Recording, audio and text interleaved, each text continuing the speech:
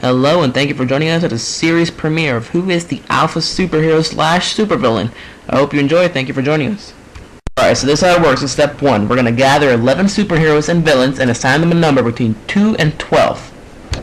Alright, the second step is we're going to roll 2 dice twice to select which superheroes and villains will be facing off. Let's take a quick look at our 11 contestants. Alright, so up first on the list we have Bane, followed by Carnage, Hal Jordan the Green Lantern, the Joker, Thunderbolt Ross, aka the Red Hulk, Mr. Freeze, Charles Xavier, Wolverine, Captain America, Thor, and Wonder Woman. So let's roll the dice to select our first character. Alright, so we rolled an 8, which means Charles Xavier will be definitely fighting today. Now let's roll the dice once again to select who his opponent shall be.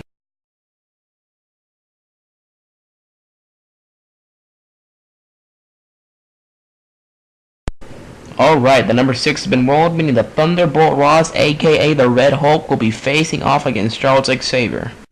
As a quick side note, let me just tell you guys that the Green Hulk is stronger than the Red Hulk. I found this nice little clip, I would like y'all to watch it. It's from the Avengers Earth Mightiest, the TV show.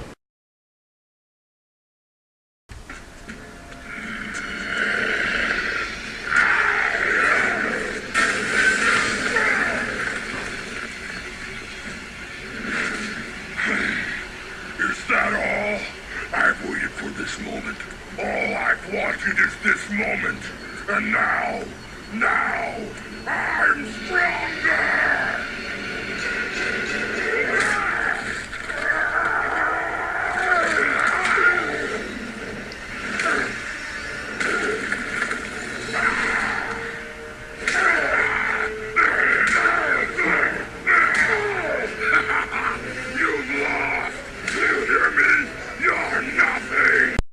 I am personally very excited about this. We have a close-range brute force Hulk against the genius mastermind of Xavier. I'm very excited to see how this will turn out. So let's start off by recapping some of Thunderbolt, aka Red Hulk's history, shall we?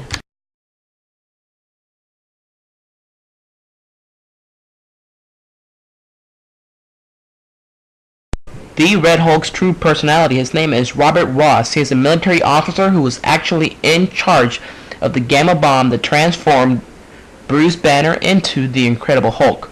His new mission, however, was to capture the Hulk. To prevail, he had to go into more drastic measures, so he turned himself into the Red Hulk in order to be able to capture Bruce Banner. Now, let's go over some of the Red Hulk's strengths.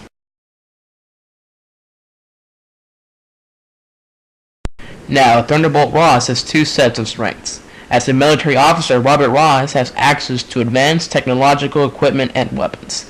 However, as Thunderbolt Ross, the Red Hulk, he has superhuman strength, stamina, and durability. He has an insanely fast healing factor.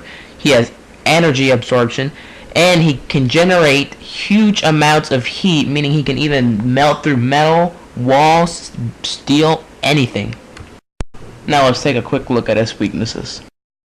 Now, the Red Hulk does have 2 main weaknesses. The first of which is when he travels to the negative zone, his energy is drained at a very rapid pace, making him weak and vulnerable. Now, for those of you who are unaware of what the negative zone is, it is a universe similar to Earth. It's a parallel universe, if you will. It's a lot of things are very similar. However, the main difference is that all the matter on that planet is negative. It is believed that this is the cause of Red Hulk's weakness. Now, his second weakness is that whenever he's generating those huge amounts of heat waves, he's using up a lot of energy. He begins to feel dizzy, he loses control of both his body and his mental capability, so the Red Hulk starts to turn into a wild monster. Now, moving on to Professor Xavier's history. Now, I know that a lot of people believe that Professor Xavier became crippled by being shot in the spinal cord, as it was shown in the movie X-Men First Class. However, upon looking at the comic books, one can easily see that Professor Xavier actually became crippled by having a huge stone block dropped on his leg by an alien that goes by the name of Lucifer.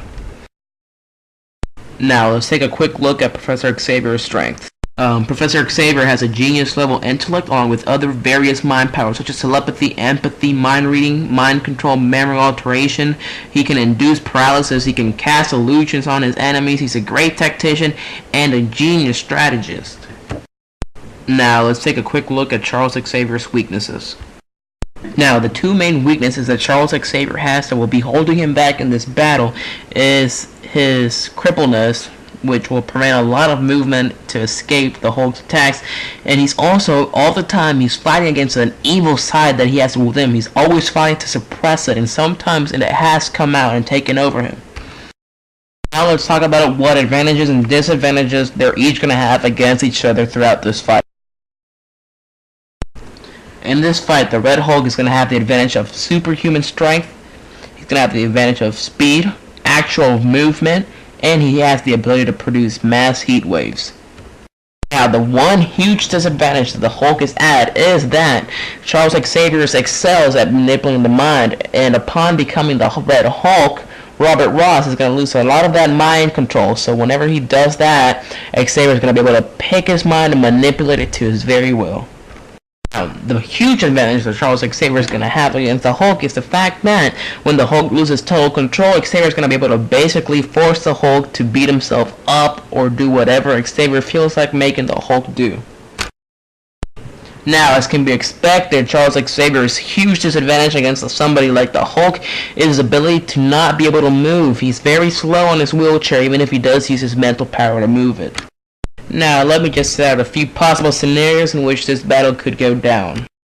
Now, what Xavier is going to want to do in this battle, he's going to want to maintain his distance from Thunderbolt Ross and wait until Robert Ross loses total control of the Hulk, and then manipulating him will be so easy that Charles Xavier has it in the bag. Now, throughout this fight, Robert Ross's main objective is to get near Xavier within the first few minutes of the fight and just punch him in the face, knocking him out, killing him, whatever. The only way Robert Ross is going to win this battle if he still has control over the Hulk and manages to land a decisive blow early on in the fight. Now, who shall be victorious in this battle?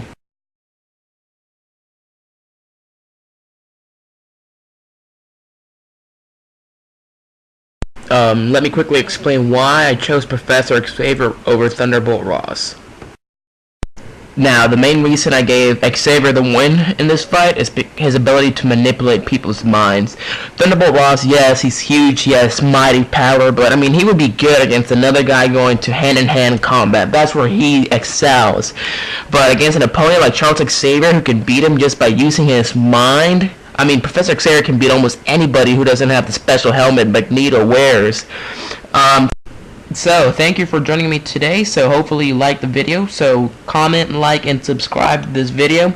If you have any suggestions to how this video could be improved, leave me a message. I'll be sure to incorporate it into the future videos I make. If you have any personal requests as to which superhero, supervillain should be facing off, send me a message and I'll do my best to please you.